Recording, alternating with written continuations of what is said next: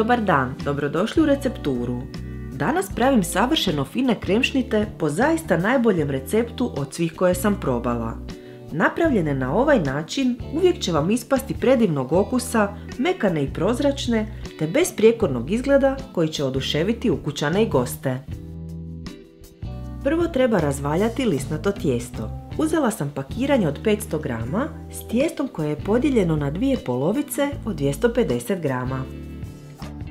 Osim podloge treba pobrašniti i lisnato tijesto s gornje strane, pa ću razvaljati prvu polovicu na veličinu malo veću od veličine protvana na kojem će se peći. Ako se tijesto prilikom razvaljavanja lijepi za radnu površinu, dodatno je pobrašnite. Protvan koji koristim je dimenzija 37x24 cm, a svakako provjerite veličinu razvaljanog tijesta s veličinom protvana. Pripazite da tijesto ide preko rubova, da se nakon što bude pečeno može lijepo obrubiti nožićem. Razvaljano tijesto presavinut ću nekoliko puta, prebaciti na protvan, pa ga zatim odmotati. Koristim protvan kojem se mogu skinuti stjenke, a ako imate običan protvan, onda ga preokrenite i pecite tijesto na donjoj strani. Tijesto ću navući malo preko rubova,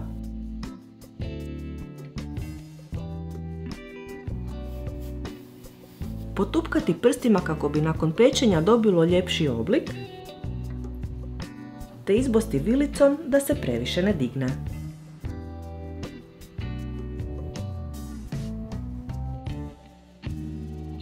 Tijesto se peče u zagrijanoj pećnici na 190 stupnjeva 15 minuta. Ispečeno tijesto ostavite da se prohladi na protvanu, pa ga oprezno maknite da se ohladi na sobnu temperaturu.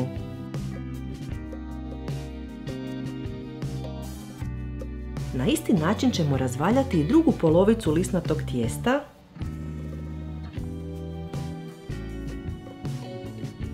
te je ispeći. Kad su se oba tijesta ohladila, obrubit ćemo ih nožićem da mogu ući u protvan. Režite vrlo oprezno te koristite što oštriji nožić. Jedno od dva tijesta odmah ćemo narezati na manje komade da bi rezanje kremšnita kasnije bilo lakše.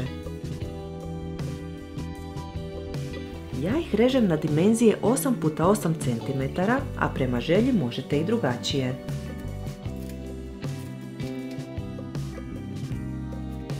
Na redu je izrada kreme za koju trebamo 8 jaja. U dvije šire posude razdvojit ću žumanjke od bjelanjaka.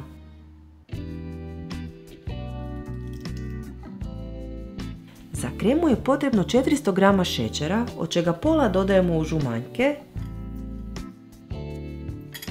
kao i 4 vanilin šećera. Sve treba dobro ručno izmiješati.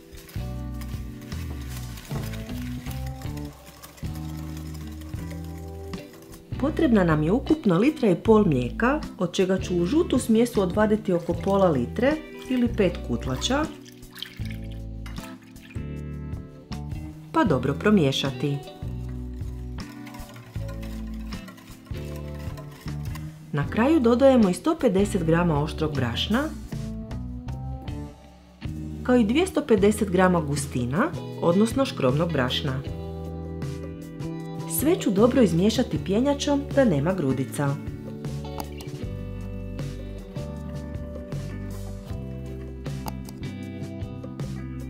U veću posudu na štednjak usipamo ostatak mlijeka i pola litre vode, pa ćemo ostaviti da zakipi. Kad provrije, mičemo sa strane. Pripremljenu žutu smjesu ću još jednom kratko promiješati da se sastojci izjednače, pa je sipati u mlijeko i vodu i promiješati. Sve vraćamo na vatru uz stalno miješanje. Nakon što provrije, smjesu kuhamo oko 5 minuta na srednje jakoj vatri da se dobije gusta krema.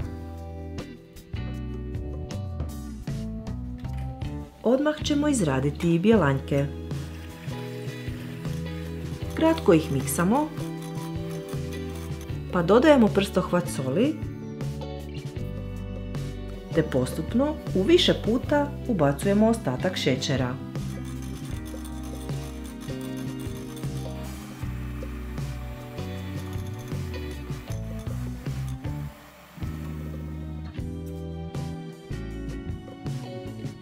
Snijeg od bjelanjaka u više puta dodajemo u kremu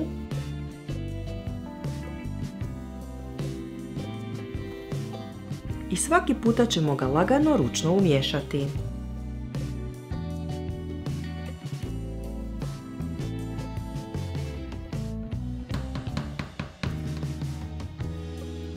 Na dno protvana stavila sam veliki komad pečenog lisnatog tijesta i odmah na njega sipamo kremu dok je još topla,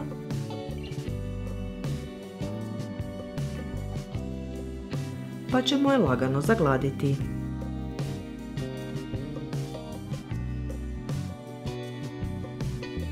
Prije nastavka sve ostavljamo da se ohladi na sobnu temperaturu. Preostaje još napraviti šlag. Trebamo pola litre vrhnja za šlag kojeg ćemo početi miksati, pa dodati 30 g šećera u prahu, te zatim izraditi u čvrsti šlag.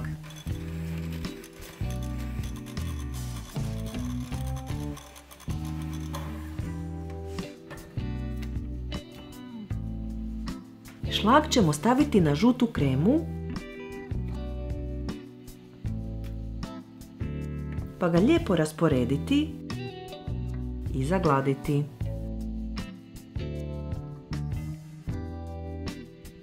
Na vrh zatim treba poslagati ranije narezano lisnato tijesto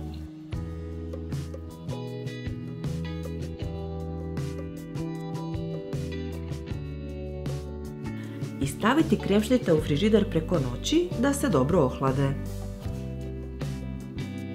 Sutradan kremšnite još treba posuti sa šećerom u prahu. Podići ćemo stjenku